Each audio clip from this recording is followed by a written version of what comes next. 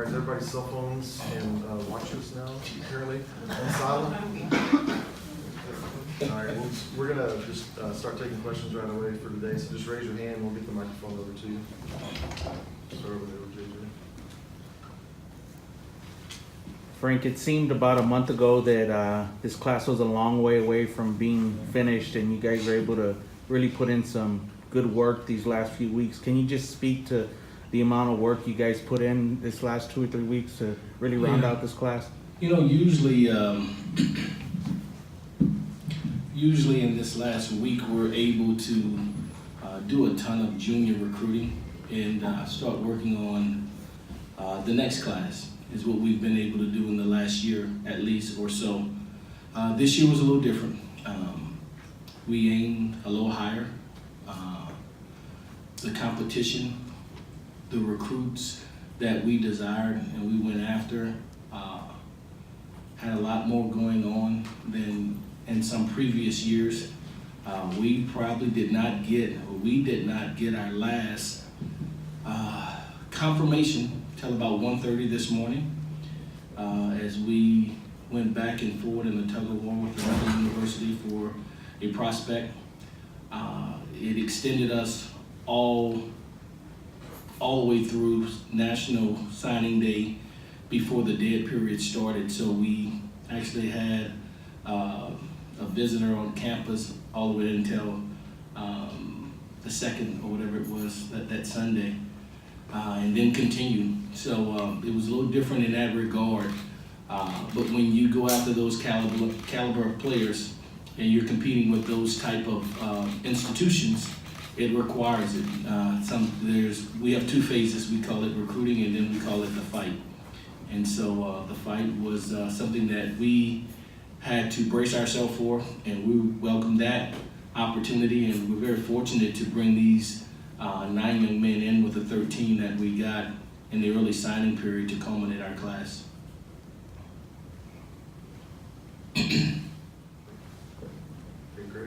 Coach, you brought in 2 transfers at linebacker, one from Virginia and one from junior college. How do you rate their readiness to contribute early on here? What do you make of them? Yeah, the anticipation, anytime you go get a transfer to come in, or an older guy in general, the reality is you're bringing them in to compete, to contribute right away. If that is not the case, the developmental phase happens with your high school guys. And so we're very conscientious of guys that have experience, guys that have the maturity we desire. We took a hit. We lost, of course, Les Morrow. Josiah Taweffa declares for the NFL draft. And we had another young man that transferred early on in the semester, and Josh Brown. And so just like that, we lose 3, anticipated 1, it wound up being 3. And so really had to adhere to our responsibilities at that position. And we just felt with such a young group there, we have some talented young men there, but they're very young, and we want to allow their maturation process, if you will, to run its natural course without having them to carry the burden. Now, they may be ready in their redshirt freshman, redshirt sophomore year, and if they are, they'll go to the front of the line and they'll have every opportunity. But we just wanted to give ourselves our best chance to put a more readily available player on the field to contribute in this season. Questions? How about the receiver group? You brought in a few guys there. How do you change what that position group offers now with these new guys? Yeah, it was a big need coming out of the December signing period. We knew we had work to do at that position, and none of those guys were layups. And we talked with some in-conference adversaries, if you will, for their services. We had to go toe-to-toe with Kentucky and Tennessee for one young man, and as well as Louisiana Tech and several other of our conference opponents. But again, it's what we needed. We need guys at that position group that can be game changers for us. Our intent was to go after guys that when we throw the ball in the air, that they would attack it. that they can contort their bodies, that they were agile, that they had huge catching radius, and that they can bring value to our team in the immediate future as we prepare for this upcoming season. And so we went after those guys, and we were able to get enough of them in that position group to give us a chance. We had an unfortunate, again, situation with Blaze Moorhead with an injury, then a career-ending injury with Matt Guidry. We lost Nathaniel Washington, and just like that, you got a position group that's depleted.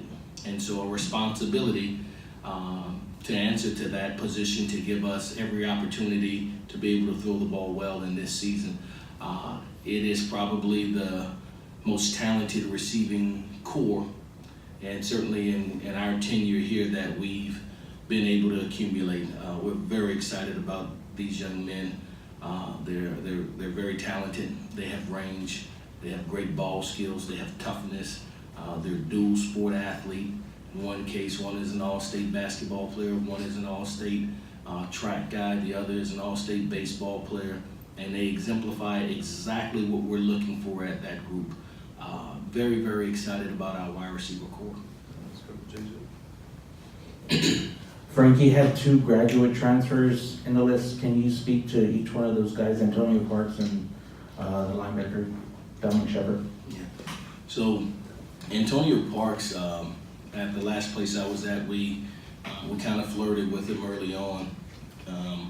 When he was in high school, signed one of his teammates, and he was an underclassman at the time, and went on to Arizona, where he has played a lot of football for him. And he played in different packages for them, and averaged probably a little less than half of the snaps as a defensive back for him. But he had a desire. He had a desire to take a stage and be given an opportunity to be a guy that's an every snap player on a defense.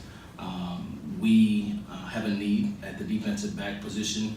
Yet again, a mature guy in the back end that I think can come in and compete for an opportunity to contribute very early. A very talented young man who possessed ball skills, toughness, speed, Pac-12 experience, that should be able to be an early contributor for our football program. Dominic Shepard, linebacker from Virginia.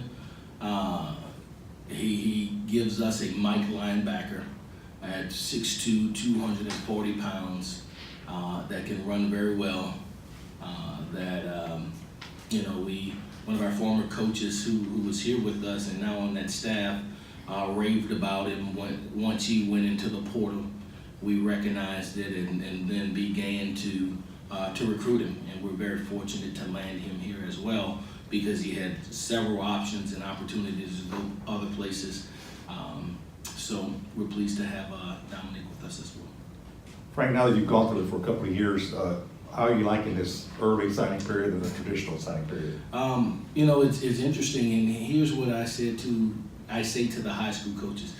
The early signing period is the new signing period, the reality. It's really not the early signing period, because 92% of Division I football players sign at that period. It is the signing period. And what we know as today, the first Wednesday in February, is the late signing period. And you can see so by just sheer numbers. If you have a young man who is an academic qualifier, who meet the standards of your school from an academic standpoint, from an athletic standpoint, from a character standpoint, you do everything in your power to get him to sign in December. It's kind of like that young lady you've been courting, and she's a winner. You may want to marry her instead of leave her on the market for a while. And so we see it the same way. When we see a young man that we covet, we go after him and we try to get him to sign in December. It's not always the case. It's not always the right fit, if you will. But it's what happens across this country. And then in the second signing period, you continue to fulfill your needs. If you're not able to get it in the first signing period, you get it in the second. And ironically, especially at the wide receiver position. There were several guys in that group that we went after in the first signing period and had to compete with SEC schools, Big Ten schools, because they were entertaining these young men and they were entertaining them as well.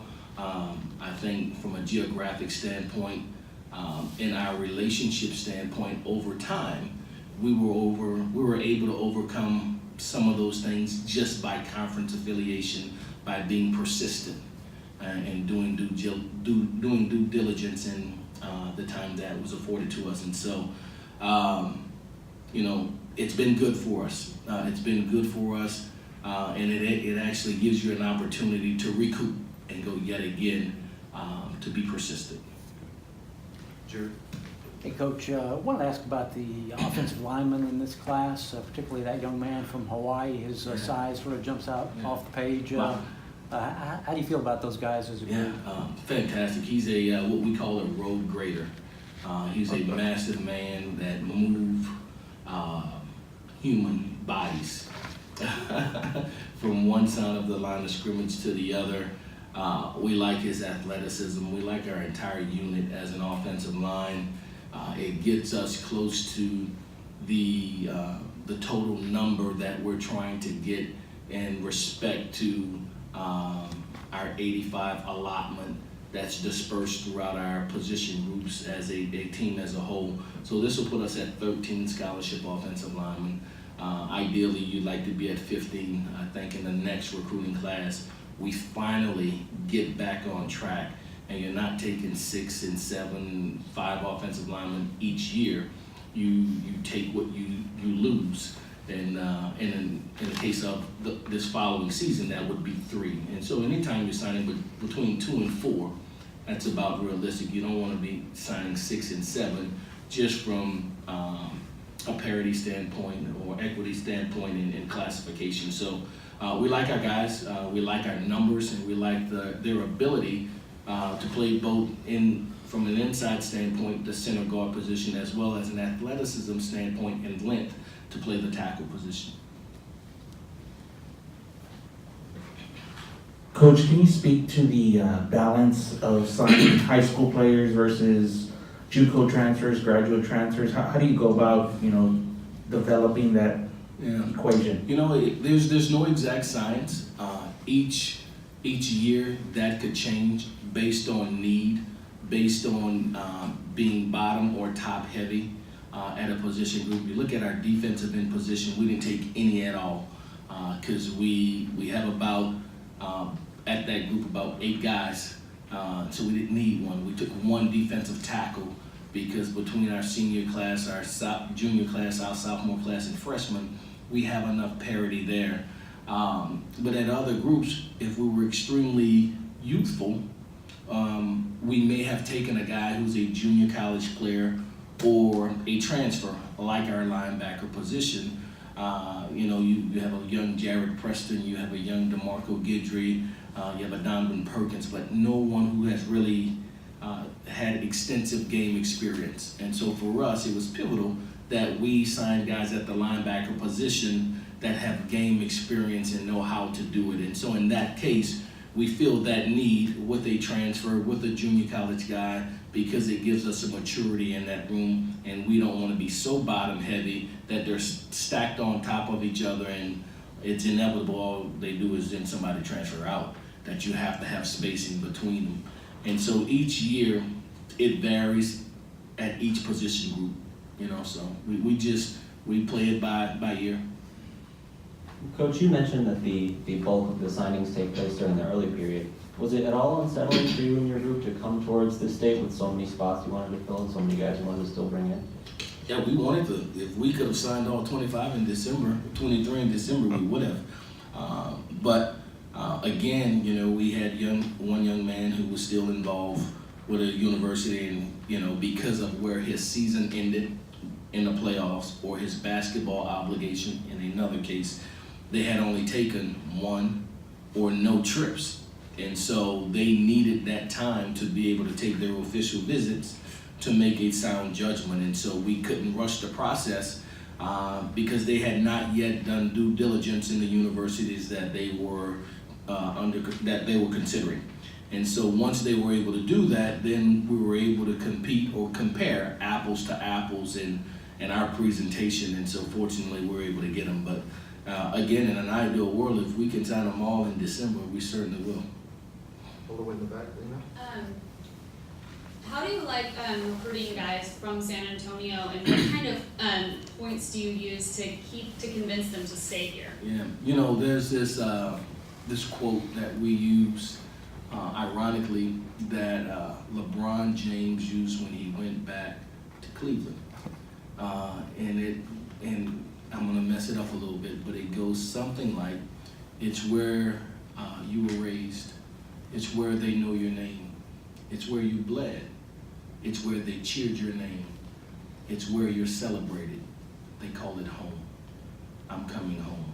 And so we just really emphasize the reality of a kid in San Antonio, a kid in Texas, that in a 12-game season will play 10 games in the state of Texas, will play 6 games in the Alamo Dome, where the people who have been endeared to you your entire life, that have sacrificed from the time you were playing Little League, middle school football, high school football, that have really poured into you over the years, they get to celebrate you.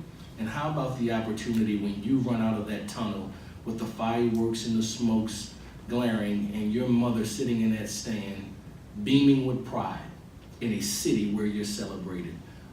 For every man that's in here, it's kind of ironic, the Frank Harris question. It's no coincidence he asked about Frank Harris. Why? It's a local kid, because he's followed him since he was a freshman in high school. And so we share with those young men those experiences. We share with them the opportunity that when your parents get on I-10 and going downtown to the Riverwalk, to the Fiesta on the river, that could be your picture. That's your picture on the Alamo Dome. This is your city. You don't have to go nowhere else. You don't have to look for love in all the wrong places, because all of your dreams, all of your desires could happen here. A top-tier university with a quality education, an opportunity to play college football at a very high level, with games televised on ESPN, CBS, et cetera, to play Army in Military City, USA, to play a Baylor team, to play an A&M team. Whatever you want, you could achieve it here. On top of that, your dreams of being an NFL player could never be deferred, because we have had a first rounder here. We have 8 guys on NFL rosters. So we simply share with them the truth, that all their dreams and aspirations could be attained here at UTSA. JJ? Frank, you mentioned the transfer portal. It's the first year that thing's in existence. Can Yeah, you give us an something idea? Can you give us an idea of what it's like in there, and how much did you guys use it, and just what it's like to have that as a tool? Well, there's not enough schools for the amount of players that are in there. No, it was something that the NCAA thought was important or imperative for our student athletes to have the opportunity where they didn't need to be granted permission to go into a portal. We simply ask that our players give us enough respect that we can discuss it. You don't have to ask to go into the portal, but don't let us find out by social media. You don't have to go. You came in through the front door. If you decide to go out, go through the front door, and let's conduct business the right way and have intelligent conversations with you and parents alike. And if this is not the place for you, then we'll help you move on, and we're supportive of you going into the portal or to that school. And so for us, it hasn't been as much drama as some people, because we have that open line of communication. We've had some guys go into a portal. We had a quarterback who was in a portal while the season was going on. He was a great teammate. He finished the season well. We wished him well and helped him go on his way. When a guy can find a place where he's happy and the student athlete goes that way to have success, we wish him well. And on the other end, we're very fortunate when we get a guy from another university as well. So it's been fine. It could be a little touchy at times, but we're still learning it, only in its first year. Jerry? Frank, how'd you feel about the way the recruiting services ranked this current class that you just brought in? So, the only one that we popped up on our screen was the Rivals one that had us at 68 and third in the conference or something like that. 68 out of 130 somewhat schools. I guess so. We're somewhere in the top half. It's pleased, but at the end, it's pleasing. But the reality, Jerry, is that it doesn't determine our weight in it. Again, we trust our evaluation. We don't star chase. We get to know the kid most, his parents the most, the character of that young man, his desire and willingness to go to school knowing that I'm going to earn a degree. And you've heard me say it a million times, if you came to UTSA just to play football, you've made a mistake. That is not the full measure of success. But earning a degree, competing for a championship in this maturation process into this thing we call manhood is what our intent is to do. And so we live by that. That's not just a phrase. It's something we practice, it's something we do. And so there are talented young men out there that may have a higher rating, but from a character standpoint, an academic standpoint, or even athletic standpoint, we think Johnny is better. We're gonna take Johnny and not allow the services to dictate our recruiting. I respect them. I think they do an outstanding job. They are a variable in a sense, I guess, but they don't determine the fate of our recruiting class. I think there was another service that, the disparity from one to another was pretty striking. That's what I was kind of Don't worry about that, Jerry. Yeah. I got time for a couple Well, more. that's the one I write for, so that's a Yeah, see? Go Yeah. ahead, Greg. Coach, how did some of the staff changes for you guys in recent weeks impact the recruiting process as you went through it here? Good at receiver.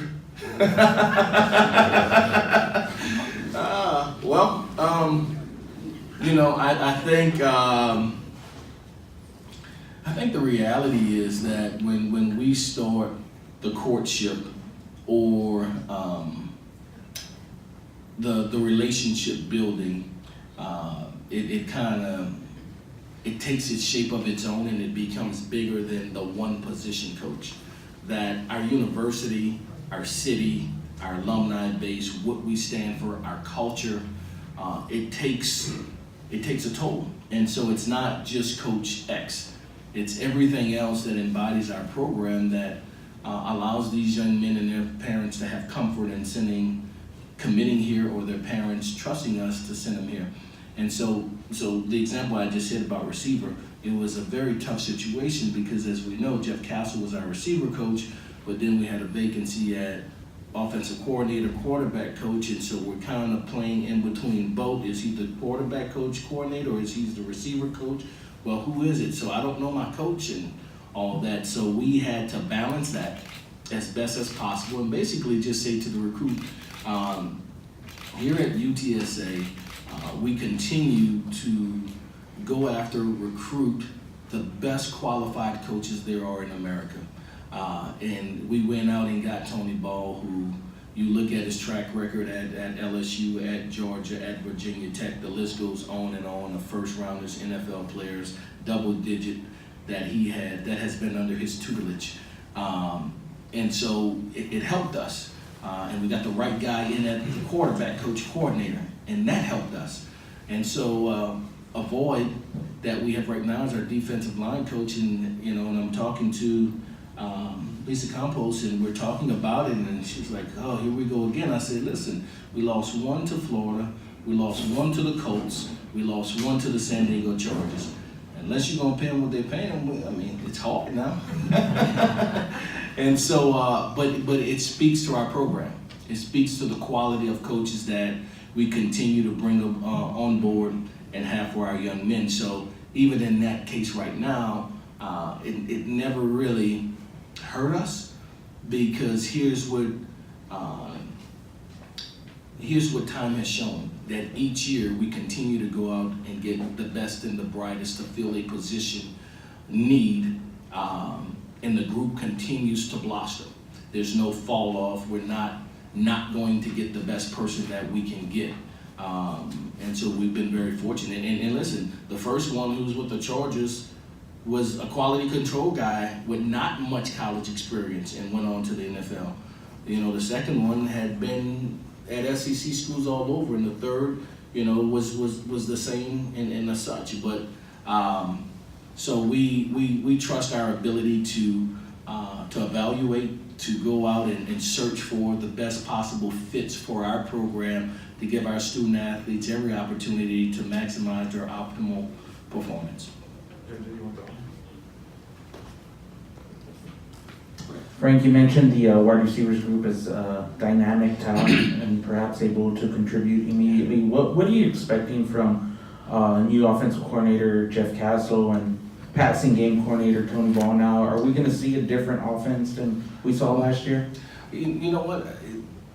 You know, offenses are ones as such that if they're good, they do the things necessary to win the game. You watched the Super Bowl and that World Championship team that got in a myriad of formations and personnel groupings to give themselves every opportunity to win against a very stingy defense. And you watched another offense who did one thing very well, and a defense that was prepared to play well, in my humble opinion, and didn't really adjust and give itself every opportunity to win. So therefore, they never moved it. And it's not like any one of those offenses in the Super Bowl were just dynamic, but one made the adjustments necessary and went to what they needed to do to win the game. And so from an offensive standpoint, I think schematics is important, but I do think personnel is as important. And I think we have the right personnel, a plethora now of backs, a room of talented quarterbacks, a room of talented receivers that will allow in an experienced offensive line finally that gives us out every opportunity to be better on the offensive side. Coach, how do you feel overall? I know last year one of the themes that we talked about seemed like every week was just the youth of your team and having to play so many young guys. How does it feel going into this next year, just knowing you've got another year under your belt and a lot of players that are going to be on the field for you? So we finally have some maturity at the defensive position. This will be the first year. Looked at it this morning as we moved over the 2020 board and bumped up the 2021 board in today's staff meeting, and a defense that'll have 12 seniors, and it was almost laughable. You know, these kids are seniors, and it's the Eric Banks and Jared Macklin and all of those guys who was our first class here, you know, 4 years ago, and finally they come to the top, going from the bottom to the top of the room, and so we become a veteran defense for the first time. 3 offensive linemen that are seniors, and offensively still young but very talented and more experienced. Blaze Moorhead would be the only senior at the receiver corps, and we get, of course, Devin Boston and Brett Winnigan back in capacities from an offensive standpoint, both who had medically year-ending injuries. But outside of those 2 guys, there's not another position where we have seniors.